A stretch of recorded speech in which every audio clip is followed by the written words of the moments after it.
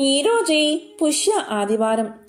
ఎంతో విశేషమైన ఈరోజు ఈ కథను విన్నా, చదివినా, చెప్పినా, వినిపించినా జన్మల పాపాలు తొలగి కోటి జన్మల పుణ్యం వస్తుంది. అనారోగ్య సమస్యలు తొలగి సంపూర్ణ ఆరోగ్యం చేకూరుతుంది. మరి ఆ కథ ఏంటో ఇప్పుడు ఈ వీడియోలో తెలుసుకుందాం.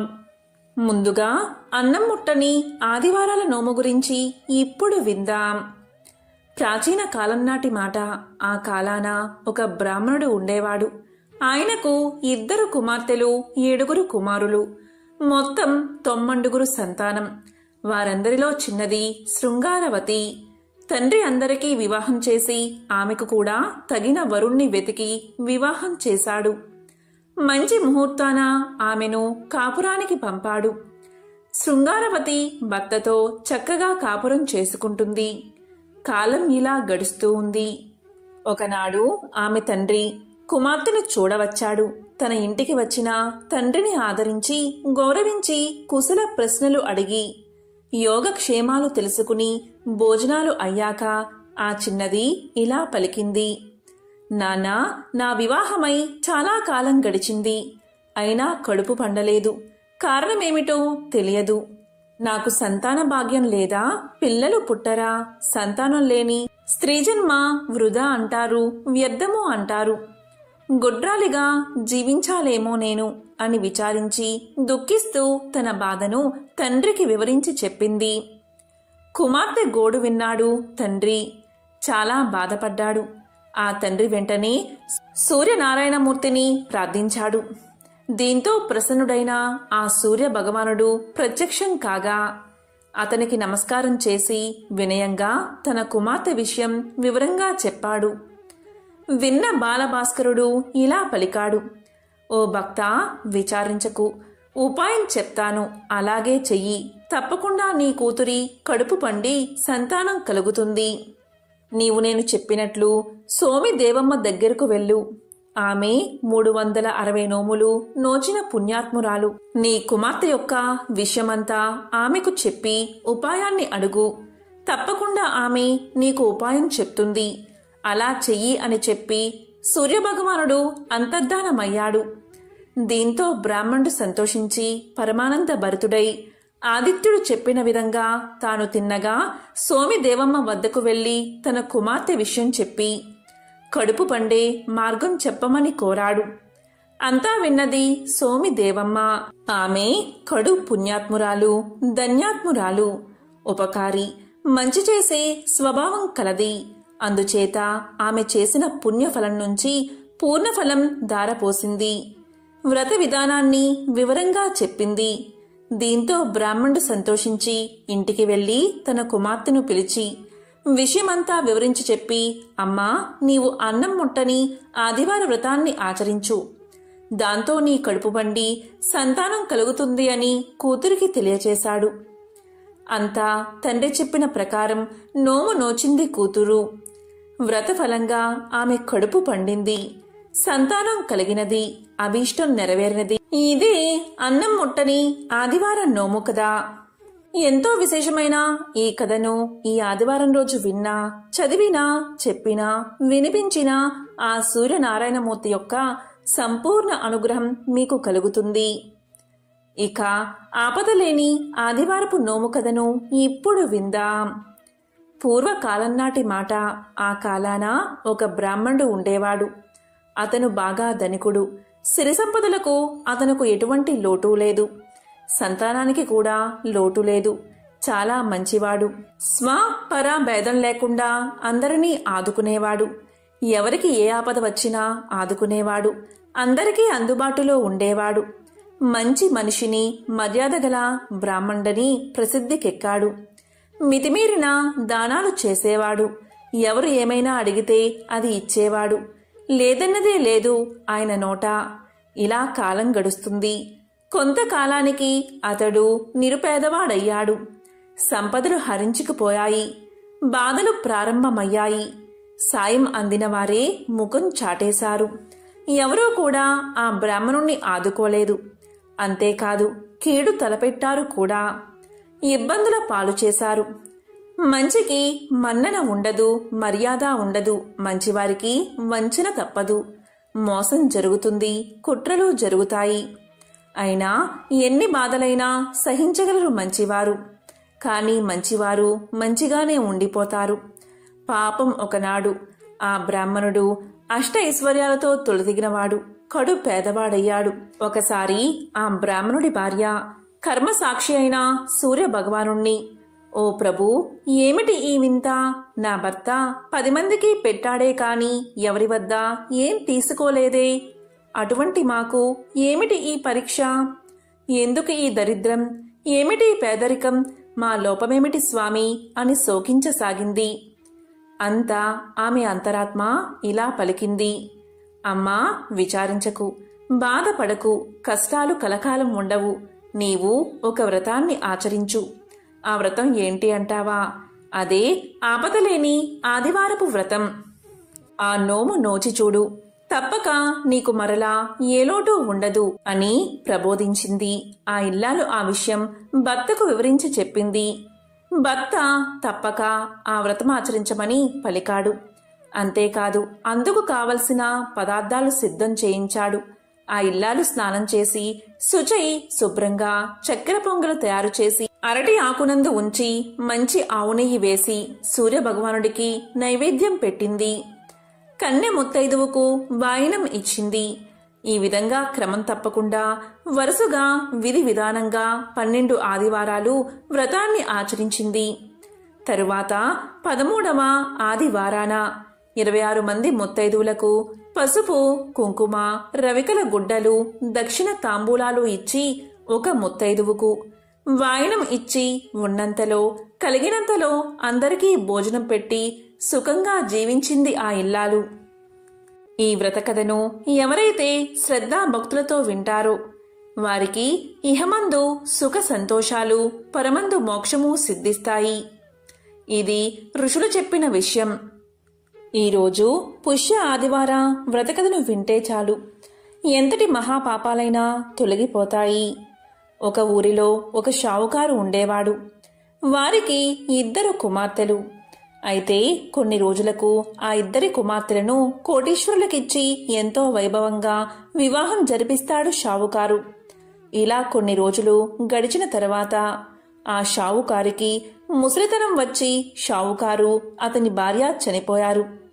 అక్కా చెల్లెళ్ళు వేరువేరు గ్రామాల్లో ఉండడం వల్ల, వాళ్ళు దూరంగా ఉండడం వల్ల కలుసుకోలేకపోయారు. ఇలా తల్లిదండ్రులు చనిపోయిన తర్వాత అక్కా చెల్లెళ్ళు దూరం అయిపోయారు. ఈ విధంగా కొంతకాలం గడిచిన తర్వాత అక్కా చెల్లెల్లో పెద్దదాని పరిస్థితి కడు బీదరికంగా మారిపోయింది.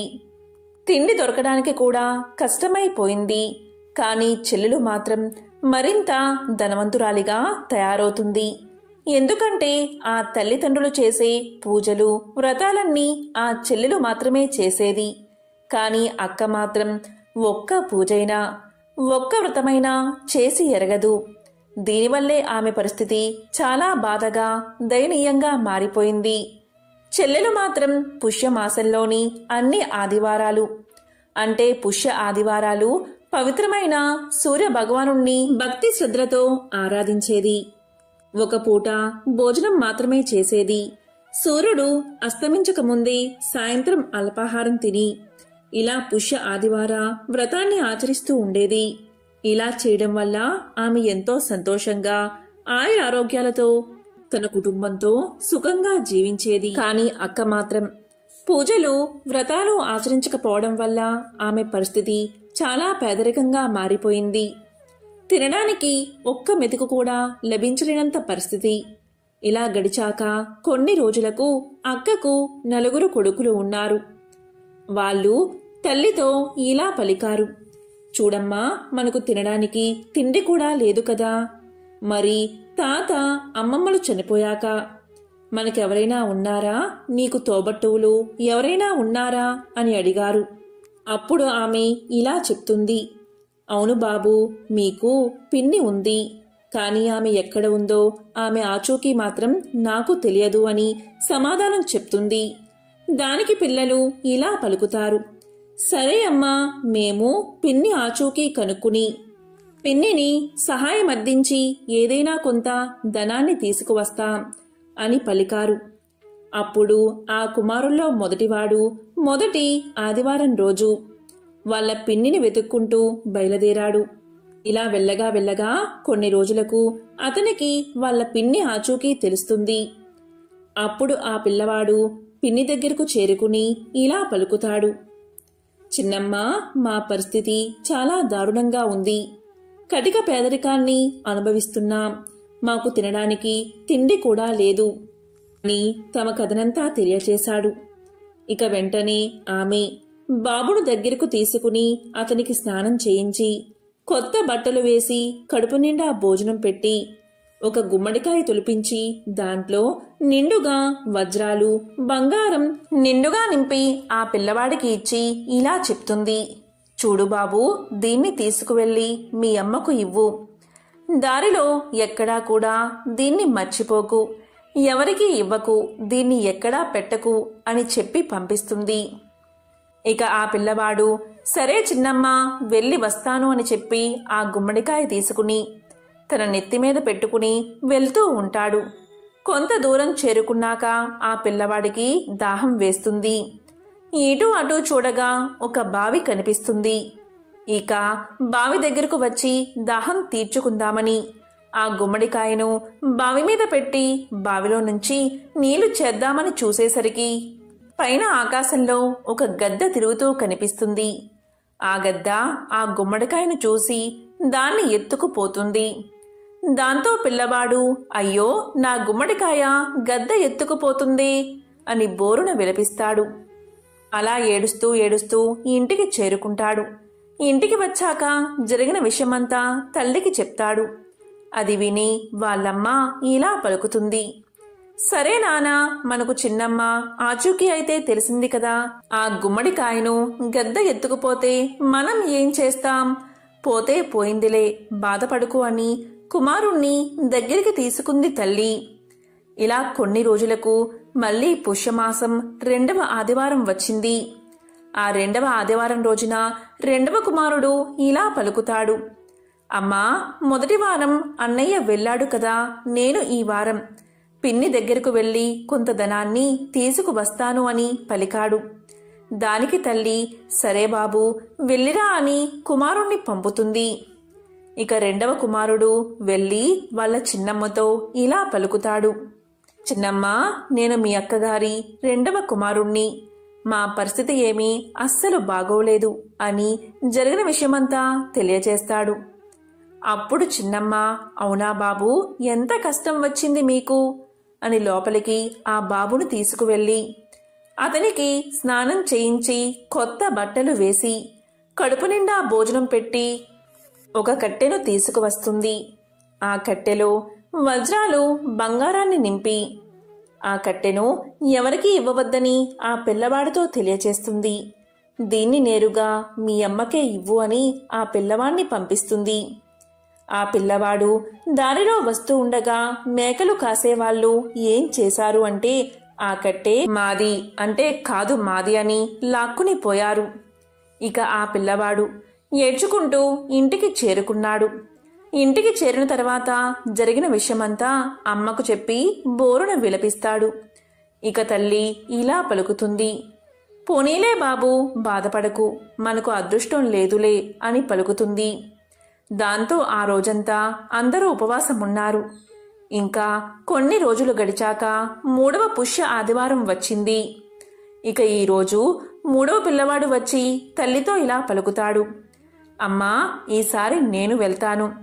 చిన్నమ్మ దగ్గరకు వెళ్ళి జరిగిందంతా చెప్పి ఆమెను సహాయం అడిగి కొంత ధనాన్ని తీసుకువస్తాను అని చెప్పగా తల్లి అతన్ని సాగనంపుతుంది. ఇక ఆ పిల్లవాడు తన చిన్నమ్మ ఇంటికి చేరుకోగానే జరిగిన విషయాన్నంతా చిన్నమ్మకు తెలియచేస్తాడు. దాంతో చిన్నమ్మ ఎంతో బాధపడి ఆ పిల్లవాణ్ణి లోపలికి తీసుకువెళ్ళి స్నానం చేయించి కొత్త బట్టలు వేసి కడుపు నిండా అన్నం పెట్టి ఒక చెప్పుల జత తొలిపించి లోపల బంగారం, వజ్రాలు నింపి ఆ చెప్పుల జతను బాబుకు ఇచ్చి ఇలా పలుకుతుంది. చూడు బాబూ, ఈ చెప్పుల జత తీసుకెళ్లి మీ అమ్మకే ఇవ్వు. ఎక్కడా వీటిని మర్చిపోవద్దు, జాగ్రత్తగా తీసుకెళ్ళు సుమా అని పలుకుతుంది. దాంతో అతను ఆ చిన్నమ్మ దగ్గర సెలవు తీసుకుని ఇంటిదారి పడతాడు. ఇలా వెళ్తూ ఉండగా బాగా వర్షం కురుస్తుంది. ఆ వర్షం కారణంగా చెప్పుల జత పొరపాటున ఊబిలో పడిపోతాయి. ఇక చేసేది లేక ఉట్టి చేతులతో మూడవవాడు ఇంటికి చేరుకుంటాడు. ఇంటికి వెళ్లి జరిగిందంతా తల్లికి తెలియచేసి బోరున విలపిస్తాడు. దాంతో తల్లి ఇలా అంటుంది, చూడు నాయనా, బాధపడకు, మనకు ఇంతే రాసిపెట్టి ఉందేమో, బాధపడుకు అని ఓదారుస్తుంది. ఇక ఆ రోజు కూడా అలాగే ఏమీ తినకుండా ఉపవాసంగా ఉండిపోతారు. ఇలా ఉండగా కొన్ని రోజులకు పుష్యమాసం 4వ ఆదివారం వచ్చింది. ఇక ఆ రోజు 4వ కుమారుడు ఇలా పలుకుతాడు, అమ్మా, 3 అన్నలు వెళ్లారు కానీ ఏమీ ఉపయోగం లేదు కదా, ఈ వారం నేను చిన్నమ్మ ఇంటికి వెళ్లి డబ్బులు తీసుకువస్తాను అని పలుకుతాడు. దానికి తల్లి, సరే బాబు, వెళ్ళిరా అని సాగనంపుతుంది. ఇక చిన్నవాడు చిన్నమ్మ దగ్గరకు వెళ్లి జరిగిన విషయమంతా వివరించి చెప్పాడు. చిన్నమ్మ, నీవు ఇచ్చిన వస్తువు ఒక్కటి కూడా ఇంటికి రాలేదు అని చెప్పగా చిన్నమ్మ ఎంతో బాధపడి ఆ బాబుకి స్నానం చేయించి కొత్త బట్టలు వేసి కడుపు నిండా అన్నం పెట్టి ఒక పెట్టెను ఆ చిన్నవాడికి ఇస్తుంది. ఆ పెట్టెలో వజ్రాలు వైడూర్యాలు వేసి ఇస్తుంది.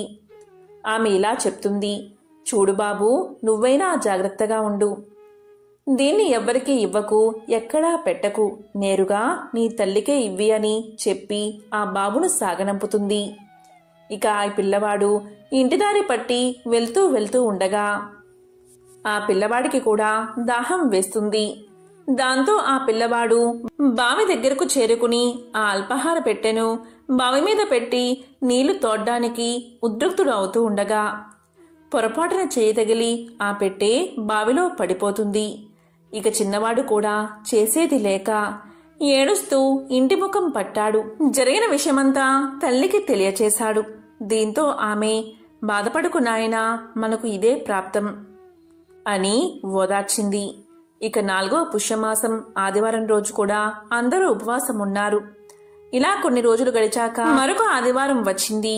అప్పుడు తల్లి పిల్లలతో ఇలా పలుకుతుంది, ఇక ఈ ఆదివారం రోజు నేను నేరుగా మా చెల్లెలి ఇంటికి వెళ్ళి వస్తాను, సహాయం అర్థిస్తాను అని చెప్పగా పిల్లలు ఒప్పుకున్నారు.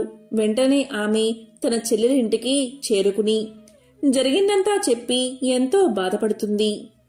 వెంటనే చెల్లి ఇలా పలుకుతుంది, అక్క, ఏడవకు, నీవు అమ్మానాన్నలు చెప్పిన విధంగా పుష్య ఆదివార వ్రతాన్ని ఆచరించడం లేదా అని అడగగా దానికి అక్క, లేదు, ఆచరించడం లేదు, మర్చిపోయాను అని సమాధానం చెప్తుంది. దాంతో చెల్లి, అయ్యో, ఎంత పని చేశావు అక్క, ఇవన్నీ చేస్తేనే కదా ధనవృద్ధి కలిగేది, ఆయురారోగ్యాలు కలిగేది, నేను పుష్యమాస ఆదివార వ్రతం చేయడం వల్లే నాకు ఈ భోగభాగ్యాలు వచ్చాయి, నేను ఆరోగ్యంగా ఉన్నాను అని చెప్పగా అక్క తప్పకుండా చేస్తానని మాట ఇస్తుంది. దీంతో చెల్లి అక్కను ఇంట్లోకి తీసుకువెళ్తుంది. అక్క కూడా స్నానం చేసి కొత్త బట్టలు వేసుకుని కడుపు నిండా భోజనం చేసి ఇలా అంటుంది, ఇక నేను వెళ్తాను చెల్లి, ఇక నుంచి పుష్య ఆదివారం రోజు సూర్య భగవానుణ్ణి పూజించి ఆయన అనుగ్రహం పొందుతాను అని అక్కడి నుంచి వస్తూ ఉంటుంది.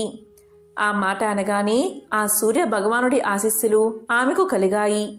ఇక చెల్లెలు అక్కకు కొంత ధనాన్ని వజ్రాలను ఇస్తుంది. అక్క అక్కడి నుంచి ఇంటికి వస్తూ ఉంటే పైనుంచి గెద్ద గుమ్మడికాయను పడేస్తుంది. అయ్యో, ఇది నా కొడుకు పోగొట్టుకున్న గుమ్మడికాయే అని చెప్పి దాన్ని తీసుకుంటుంది.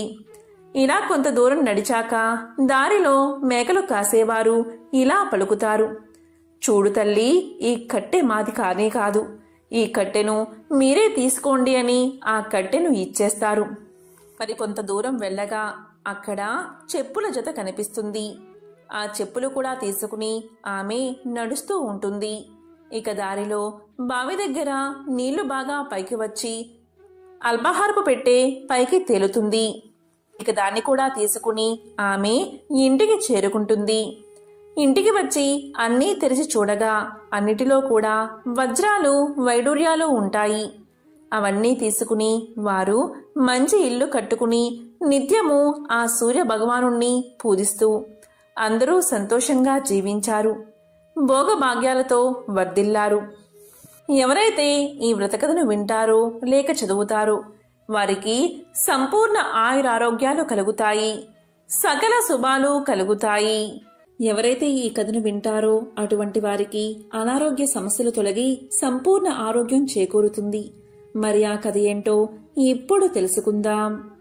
పూర్వకాలంలో రాజు కూతురు, ప్రధాని కూతురు తరగని సూర్యభగవానుడి నోము పట్టారు. ప్రధాని కూతురు సంవత్సరం పొడుగునా ప్రతి ఆదివారం తరిగిన కూర తినకుండా ఉంటూ భక్తి శ్రద్ధలతో 13 కొబ్బరికాయలు, 13 రూపాయలు చీరా జాకెట్టు ముత్తైదువులకు వాయనం ఇచ్చేది.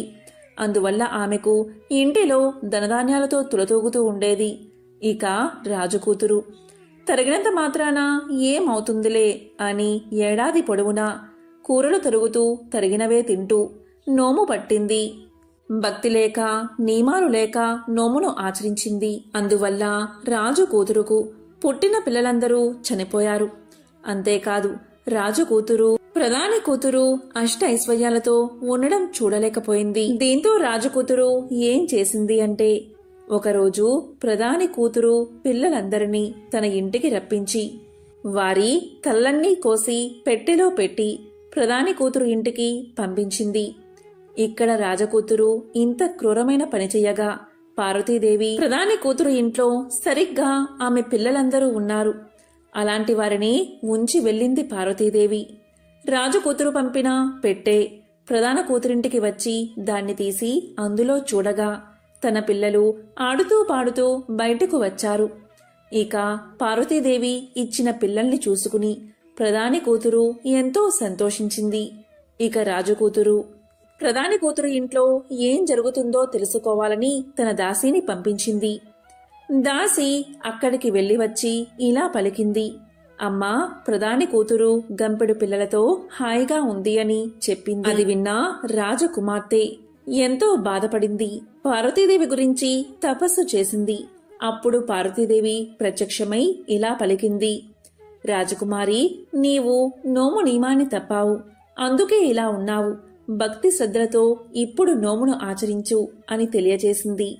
అప్పుడు ఆ రాజకుమార్తె ఆ సంవత్సరం 5 కేజీల బియ్యం, అదేవిధంగా చలిమిడి, పసుపు, కుంకుమ 5 ముత్తైదువులకు వాయనమిచ్చి అక్షింతలు తలపై వేసుకుంది.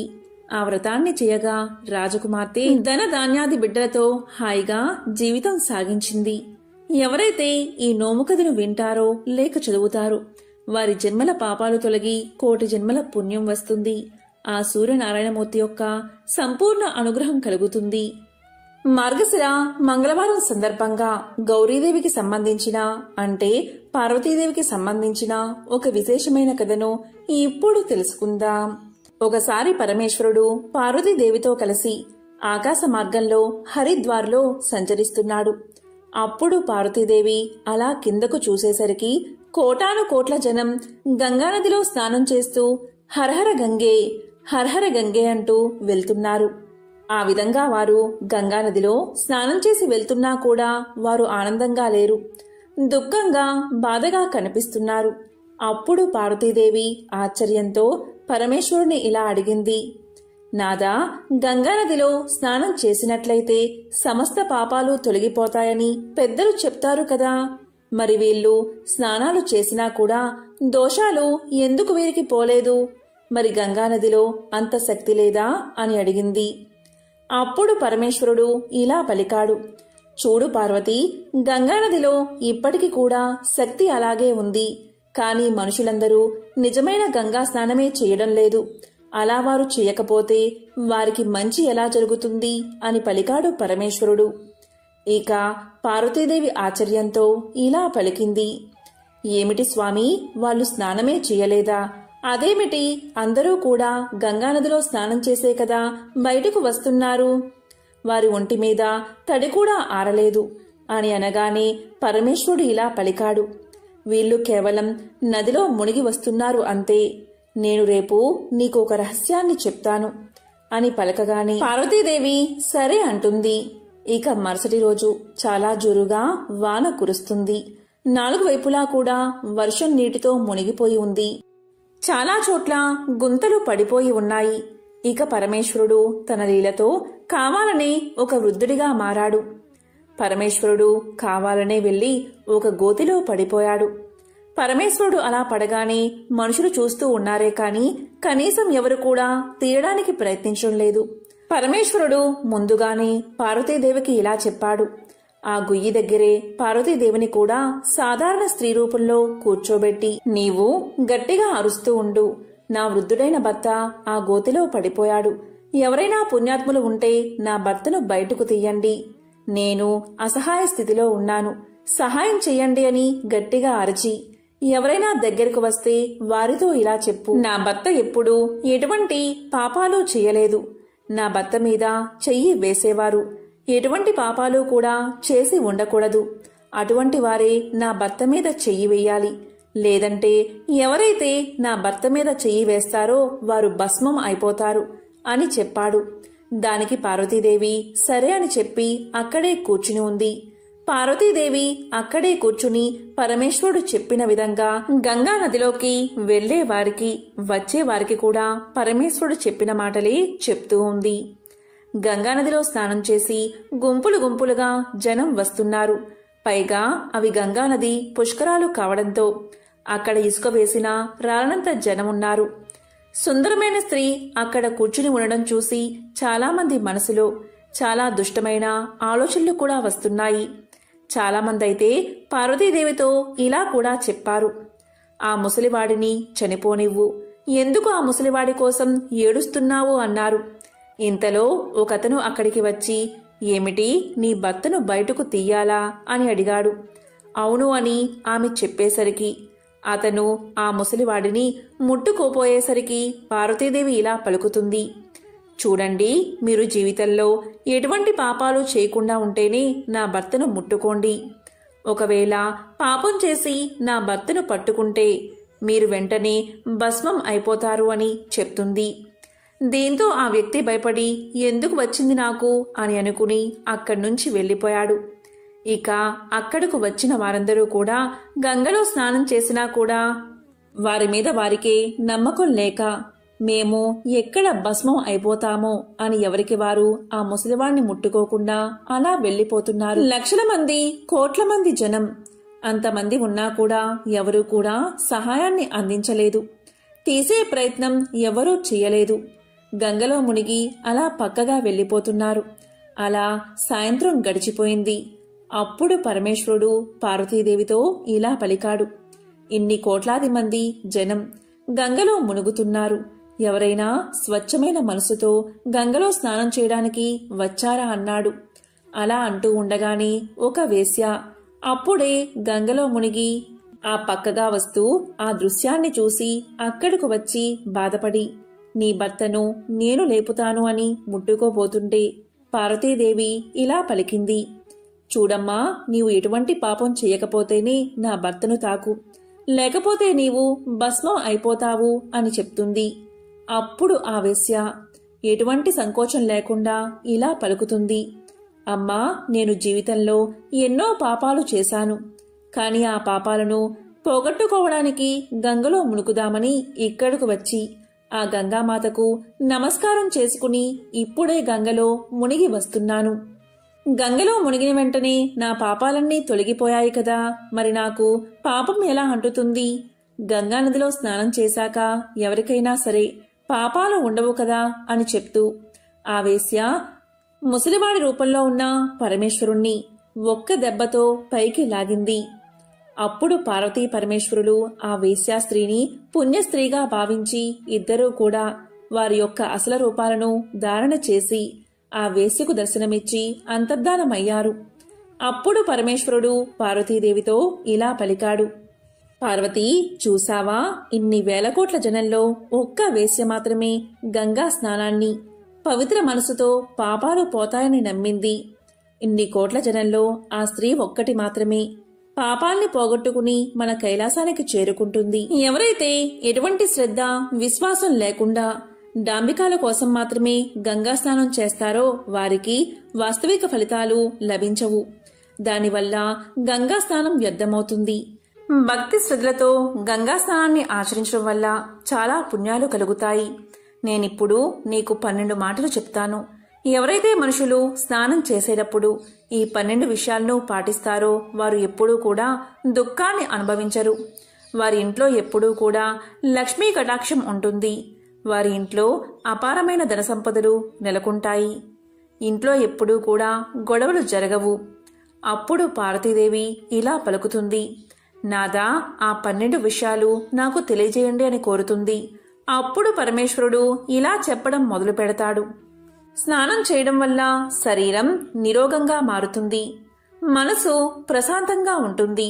స్నానం చేయడం వల్ల ముఖంలో కాంతి, శారీరక మానసిక ఆకర్షణ కూడా పెరుగుతాయి.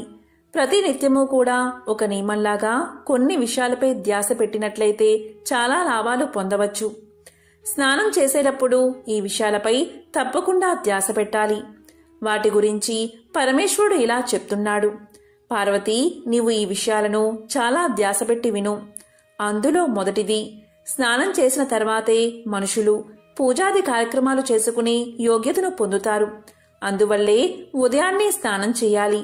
ఇక రెండవది, శాస్త్రాల్లో చెప్పబడింది స్నానం చేయడం వల్లే ఈ 5 సద్గుణాలు కూడా లభిస్తాయి.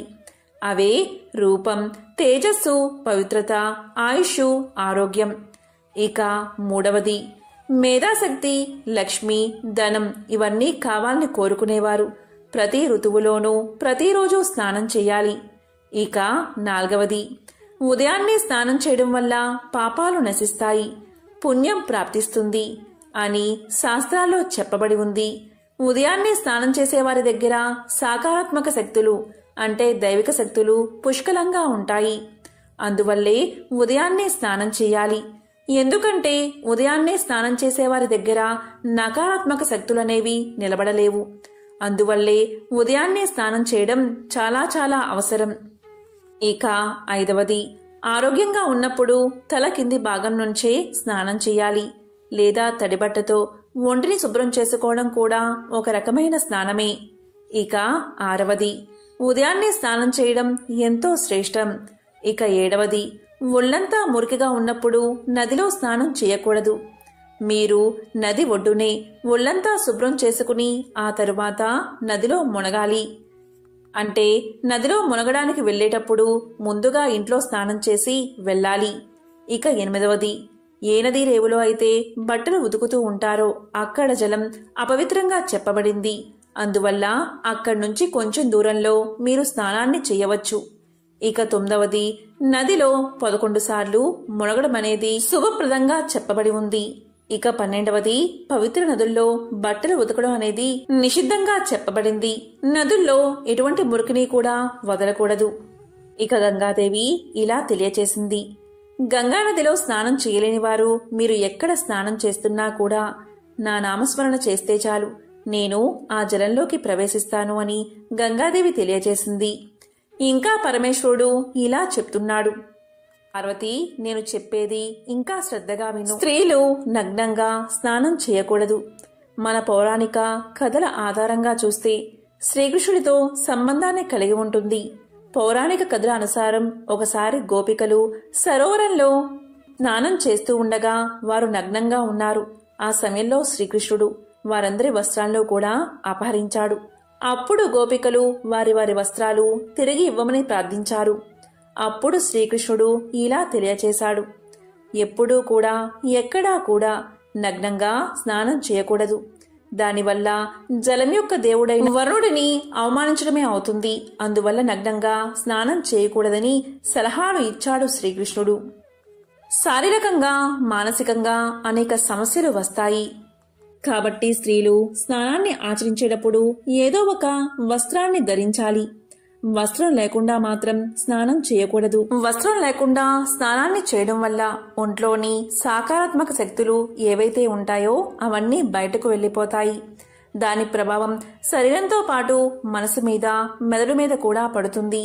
గరుడ పురాణం ప్రకారం మీరు స్నానం చేసేటప్పుడు మీ పితృదేవతలు కానీ మరణించిన వారు కానీ మీ చుట్టుపక్కనే ఉంటారు. వస్త్రాలు లేకుండా స్నానం చేసినట్లయితే పితృదోషాలు తగులుతాయి. అలా స్నానం చేయడం వల్ల పితృదేవతలకు తృప్తి లభించదు. ఇంట్లో పితృదోషానికి కారణమవుతుంది. స్త్రీలు చిన్న వస్త్రాన్నైనా కట్టుకుని స్నానం చేసేటప్పుడు ఆ వస్త్రాల నుంచి జారిన నీరు పితృదేవతలు తాగుతారు. దీనివల్ల వారికి తృప్తి లభిస్తుంది. వస్త్రాలు లేకుండా స్నానం చేయడం వల్ల పితృదేవతలకు కోపం వస్తుంది. అందువల్ల మనిషి చాలా ఇబ్బందులు ఎదుర్కోవాల్సి వస్తుంది. అందువల్ల ఎప్పుడూ కూడా వస్త్రాలు లేకుండా స్నానం అస్సలు చేయకూడదు. పురాణాల ప్రకారం స్నానం చేయబడిన నీరు పితృదేవతలకే సమర్పించబడుతుంది. వస్త్రాలు లేకుండా స్నానం చేయడం వల్ల పితృదేవతలు సంతోషించరు. అంటే లక్ష్మీదేవికి కోపం వచ్చి దారిద్ర్యాన్ని కలిగిస్తుంది. ఈ కారణం వల్లే శాస్త్రాల్లో కూడా వస్త్రం కట్టుకుని స్నానం చేయమని చెప్పారు. ఈ విషయాన్ని సాక్షాత్తు పరమేశ్వరుడే పార్వతీదేవికి తెలియచేశాడు. ఎంతో విశేషమైన ఈ మిత్ర సప్తమి రోజు సూర్య భగవానుడికి అర్ఘ్యాన్ని సమర్పించి నమస్కారం చేసుకోవాలి. ఆదిత్య మంత్రాన్ని జపిస్తే ఆ వ్యక్తులకు వారి జీవితంలో గ్రహపీడలు తొలగి సంతోషం, సౌభాగ్యం, కీర్తి ప్రతిష్టలు కలుగుతాయి. అదేవిధంగా పితృకర్మలకు సైతం సూర్యుడే అధిపతి కాబట్టి తండ్రిని గౌరవించడం వల్ల మీ జాతకంలో ఆదిత్యుడు బలపడతాడు. జాతకంలో సూర్యుడు బలంగా ఉంటే నలుదిక్కుల నుంచి శక్తి లభిస్తుంది. ప్రతిరోజు కూడా సూర్య భగవానుణ్ణి పూజించాలి. మంచి ఆరోగ్యాన్ని పొందాలి అన్నా, మీ పని సామర్థ్యం పెరగాలి అన్నా మీరు సూర్య భగవానుడికి అర్ఘ్యాన్ని సమర్పించేటప్పుడు క్రమం తప్పకుండా ఓం హాం మిత్రాయ నమః అనే మంత్రాన్ని జపించండి. మానసిక ప్రశాంతత కోసం సూర్య భగవానుడి మంత్రాన్ని జపించండి. దీనివల్ల తెలివితేటలు పెరుగుతాయి. ఓం హూం సూర్యాయ నమః అనే మంత్రాన్ని జపించండి. విద్యార్థులు ముఖ్యంగా ఈ మంత్రం వల్ల ప్రయోజనాన్ని పొందుతారు. దీని జపం వల్ల శారీరక, మేధో మరియు మానసిక శక్తులు వృద్ధి చెందుతాయి. ఆ మంత్రం ఏంటి అంటే ఓం హ్రీం హిరణ్య గర్భాయ నమః. ఓం హ్రీం హిరణ్య గర్భాయ నమః. ఎవరైతే ఈ మంత్రాన్ని పఠిస్తారో అంటే ఓం ఆదిత్యాయ నమః అనే మంత్రాన్ని పఠిస్తారో వారికి తెలివితేటలు పెరుగుతాయి. ఆర్థిక సమస్యలు తొలగిపోతాయి. ఎవరైతే ఓం సావిత్రే నమః అనే మంత్రాన్ని పఠిస్తారో అలాంటి వ్యక్తులకు సమాజంలో గౌరవం పెరుగుతుంది. దీనితో పాటు సూర్యుడి ప్రత్యేక అనుగ్రహం కలుగుతుంది. ఎవరైతే ఓం భాస్కరాయ నమః, ఓం భాస్కరాయ నమః అనే మంత్రాన్ని పఠిస్తారో వారు శరీరం లోపల మరియు బాహ్యంగా శుభ్రపడతారు. మనసు కూడా ఎంతో సంతోషంగా ఉంటుంది. కాబట్టి ఎంతో పవిత్రమైన, విశేషమైన ఈ కథలను విని ఈ మంత్రాలను జపించడం వల్ల ఆ సూర్య భగవానుడి యొక్క పరిపూర్ణ అనుగ్రహం మీకు కలుగుతుంది. అనారోగ్య సమస్యలు తొలగి సంపూర్ణ ఆరోగ్యం చేకూరుతుంది. ఓం ఆదిత్యాయ నమో నమః. ఓం భాస్కరాయ నమః.